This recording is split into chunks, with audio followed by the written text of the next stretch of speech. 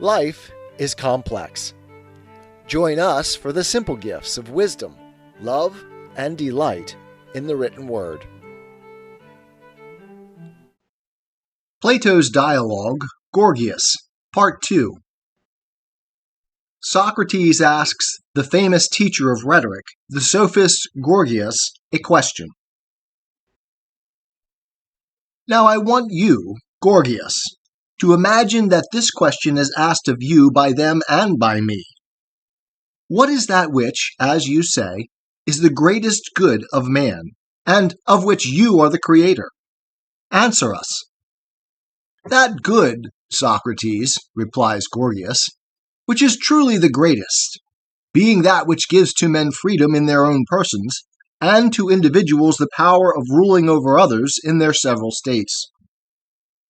And what would you consider this to be? Asks Socrates.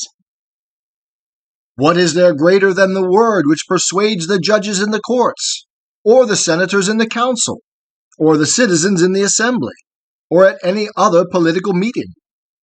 If you have the power of uttering this word, you will have the physician your slave, and the trainer your slave, and the money-maker of whom you talk will be found to gather treasures not for himself, but for you who are able to speak and to persuade the multitude. Now I think, Gorgias, that you have very accurately explained what you conceive to be the art of rhetoric. And you mean to say, if I am not mistaken, that rhetoric is the artificer of persuasion, having this and no other business, and that this is her crown and end. Do you know any other effect of rhetoric over and above that of producing persuasion? No, the definition seems to me very fair, Socrates, for persuasion is the chief end of rhetoric. Then hear me, Gorgias, for I am quite sure that if there ever was a man who entered on the discussion of a matter from a pure love of knowing the truth, I am such a one, and I should say the same of you. What is coming, Socrates? I will tell you. I am very well aware that I do not know what, according to you, is the exact nature, or what are the topics of that persuasion of which you speak, and which is given by rhetoric, although I have a suspicion about both the one and the other. And I am going to ask, what is this power of persuasion which is given by rhetoric, and about what? But why, if I have a suspicion, do I ask instead of telling you? Not for your sake, but in order that the argument may proceed in such a manner as is most likely to set forth the truth. And I would have you observe that I am right in asking this further question. If I asked, what sort of a painter is Zeuxis? And you said, the painter of figures, should I not be right in asking, what kind of figures, and where do you find them? Certainly. And the reason for asking this second question would be that there are other painters besides, who paint many other figures? True. But if there had been no one but Zeuxis who painted them, then you would have answered very well? Quite so. Now, I want to know about rhetoric in the same way. Is rhetoric the only art which brings persuasion? Or do other arts have the same effect? I mean to say, does he who teaches anything persuade men of that which he teaches, or not? He persuades, Socrates. There can be no mistake about that.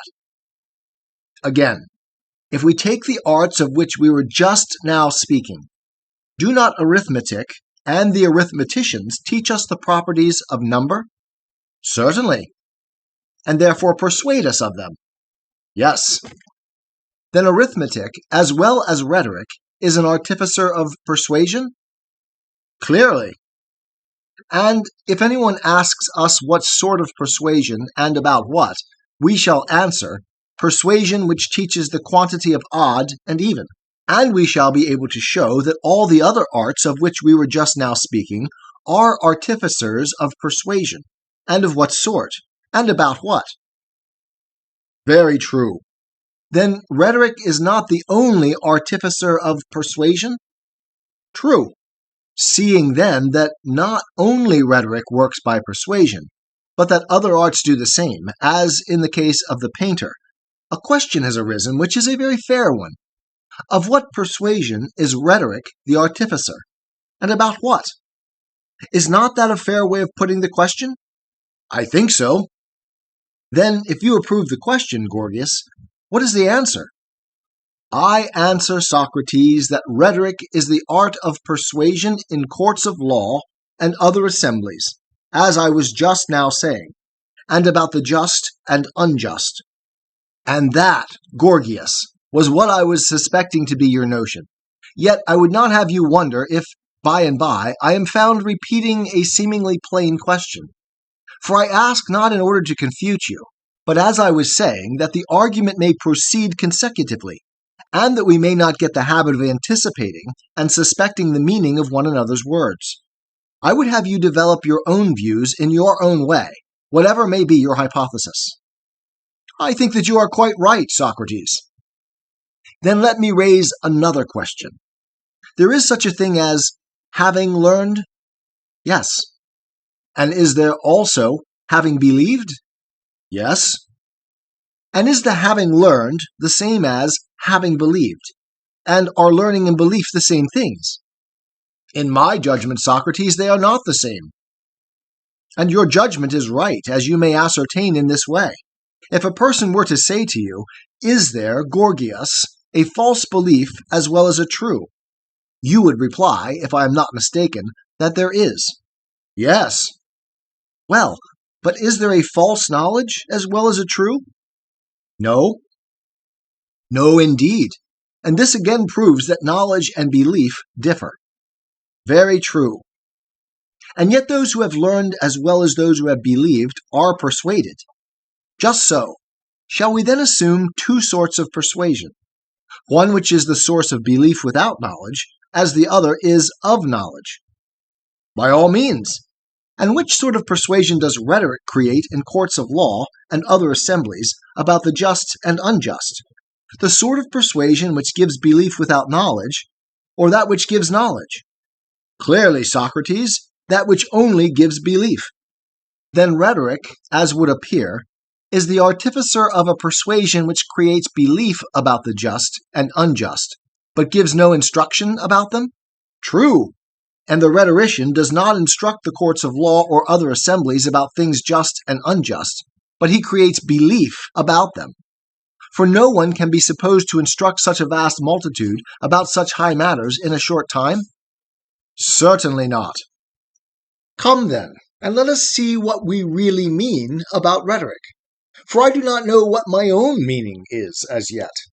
When the assembly meets to elect a physician, or a shipwright, or any other craftsman, will the rhetorician be taken into counsel? Surely not, for at every election he ought to be chosen who is most skilled. And again, when walls have to be built, or harbors, or docks to be constructed, not the rhetorician, but the master workman will advise. Or when generals have to be chosen and an order of battle arranged, or a position taken, then the military will advise and not the rhetoricians. What do you say, Gorgias? Since you profess to be a rhetorician and a maker of rhetoricians, I cannot do better than learn the nature of your art from you. And here let me assure you that I have your interest in view as well as my own. For likely enough, some one or other of the young men present might desire to become your pupil. And in fact I see some, and a good many too, who have this wish. But they would be too modest to question you. And therefore, when you are interrogated by me, I would have you imagine that you are interrogated by them. What is the use of coming to you, Gorgias? They will say. About what will you teach us to advise the state? About the just and unjust only? Or about those other things also which Socrates has just mentioned? How will you answer them? I like your way of leading us on, Socrates, and I will endeavor to reveal to you the whole nature of rhetoric. You must have heard, I think, that the docks and the walls of the Athenians and the plan of the harbor were devised in accordance with the counsels partly of Themistocles and partly of Pericles, and not at the suggestion of the builders. Such is the tradition, Gorgias, about Themistocles, and I myself heard the speech of Pericles when he advised us about the middle wall. And you will observe, Socrates, that when a decision has to be given in such matters, the rhetoricians are the advisers. They are the men who win their point. I had that in my admiring mind, Gorgias, when I asked what is the nature of rhetoric, which always appears to me, when I look at the matter in this way, to be a marvel of greatness. A marvel indeed, Socrates, if you only knew how rhetoric comprehends and holds under her sway all the inferior arts. Let me offer you a striking example of this. On several occasions I have been with my brother Herodicus, or some other physician, to see one of his patients, who would not allow the physician to give him medicine, or apply the knife or hot iron to him. And I have persuaded him to do for me what he would not do for the physician, just by the use of rhetoric.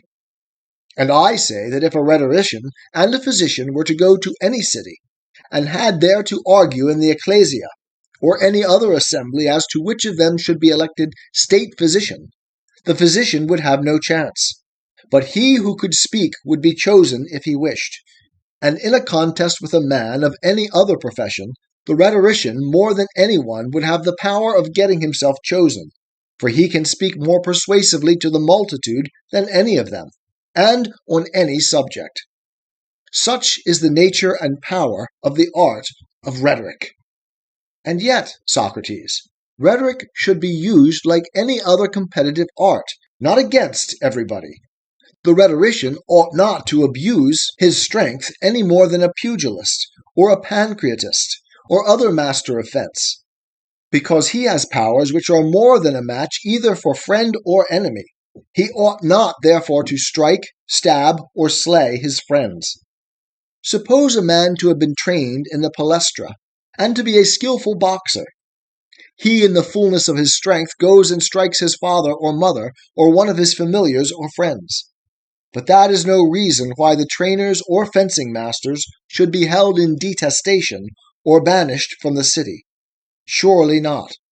For they taught their art for a good purpose, to be used against enemies and evildoers, in self-defense, not in aggression. And others have perverted their instructions, and turned to a bad use their own strength and skill. But not on this account are the teachers bad.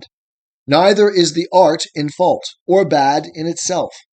I should rather say that those who make a bad use of the art are to blame.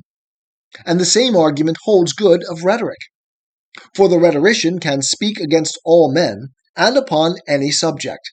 In short, he can persuade the multitude better than any other man of anything which he pleases. But he should not therefore seek to defraud the physician, or any other artist of his reputation, merely because he has the power. He ought to use rhetoric fairly, as he would also use his athletic powers. And if after having become a rhetorician he makes a bad use of his strength and skill, his instructor surely ought not on that account to be held in detestation or banished. For he was intended by his teacher to make a good use of his instructions, but he abuses them. And therefore he is the person who ought to be held in detestation, banished, and put to death, and not his instructor. You, Gorgias, like myself, have had great experience of disputations, and you must have observed, I think, that they do not always terminate in mutual edification, or in the definition by either party of the subjects which they are discussing. But disagreements are apt to arise. Somebody says that another has not spoken truly or clearly, and then they get into a passion and begin to quarrel, both parties conceiving that their opponents are arguing from personal feeling only, and jealousy of themselves, not from any interest in the question at issue. And sometimes they will go on abusing one another until the company at last are quite vexed at themselves for ever listening to such fellows. Why do I say this? Why, because I cannot help feeling that you are now saying what is not quite consistent or accordant with what you were saying at first about rhetoric, and I am afraid to point this out to you, lest you should think that I have some animosity against you, and that I speak not for the sake of discovering the truth, but from jealousy of you. Now, if you are one of my sort, I should like to cross-examine you, but if not, I will let you alone. And what is my sort, you will ask? I am one of those who are very willing to be refuted if I say anything which is not true, and very willing to refute anyone else who says what is not true, and quite as ready to be refuted as to refute. For I hold that this is the greater gain of the two, just as the gain is greater of being cured of a very great evil than of curing another. For I imagine that there is no evil which a man can endure so great as an erroneous opinion about the matters of which we are speaking. And if you claim to be one of my sort, let us have the discussion out. But if you would rather have done, no matter. Let us make an end of it. I should say, Socrates, that I am quite the man whom you indicate. But perhaps we ought to consider the audience, for before you came, I had already given a long exhibition, and if we proceed, the argument may run on to a great length, and therefore I think that we should consider whether we may not be detaining some part of the company when they are wanting to do something else. 'Tis the gift to be simple, 'tis the gift to be free, 'tis the gift to come down where we ought to be, and when we find ourselves in the place just right, 'twill be in the valley of love and delight. When true simplicity is gained, to bow and to bend, we will not be ashamed. To turn will be our delight, till by turning, we come round right.